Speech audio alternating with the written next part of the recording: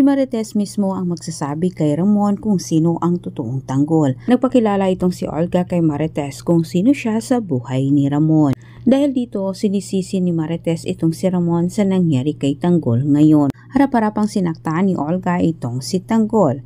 At nagsisisi naman itong si Marites sa pagtaboy niya kay Tanggol nung huli nilang pagkikita. Hindi kinaya ni Marites na pagmasdan ang kanyang anak na nahihirapan. Gustong bumawi ni Marites sa kanyang pagkakamaling ginawa ni Tanggol na pagtaboy nito.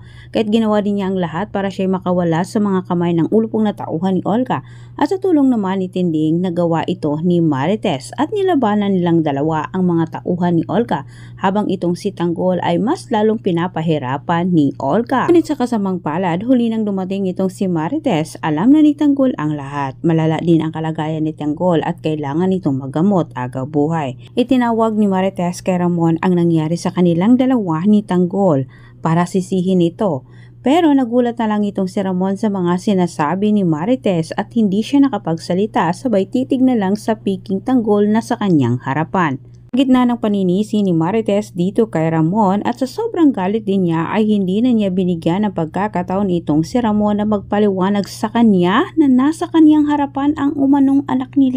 Nagamot na si Tanggol at nagkaroon na din ito ng malay. Si Tinding na ang nagpaliwanag kay Tanggol sa lahat. Sinabi niya ang buong katotohanan.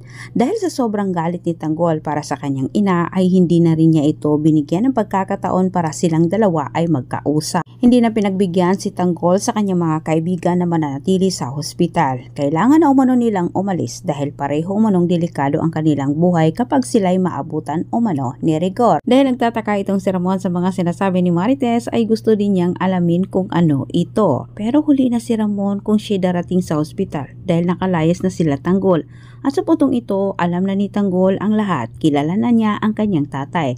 Pero sa kasamang palad, si Ramon ay hindi pa niya kilala kung sino ang kanyang tunay na anak na kung saan ito ang tinuturing niyang kaaway noon. Dahil sa mga binalita ni Marites kay Ramon, mapagtanto kaya ni Ramon na siya'y niluloko sa kinilala niyang anak ngayon. Malulusutan pa kaya ito ni David? Kung sakaling lusubin na ni Tanggol ang mansyon ni Ramon, maabutan pa kaya niyang buhay itong si David. Samantala, sinabi naman ni Tinding dito kay Marites na nakikita umano niya sa reaksyon ni Tanggol na wala itong alam sa mga sinabi ni Ramon na sila'y nagkikita na. Dito na napagtanto ni Marites na maaaring may kinuhang isang tao umano itong si Olga para tumayong Tanggol sa buhay ni Ramon. Sa puntong ito, walang ibang naisip itong si Marites kundi si David. Ngunit sa kasamang palad ay hindi rin ito nasabi ni Marites dito kay Tinding. Isip ni Marites kung tama ang kanyang hinala na si David ang nagpapanggap bilang Tanggol, delikado umano ang buhay nito kapag sa oras na matuklasan ni Ramon na ito'y isang huwad.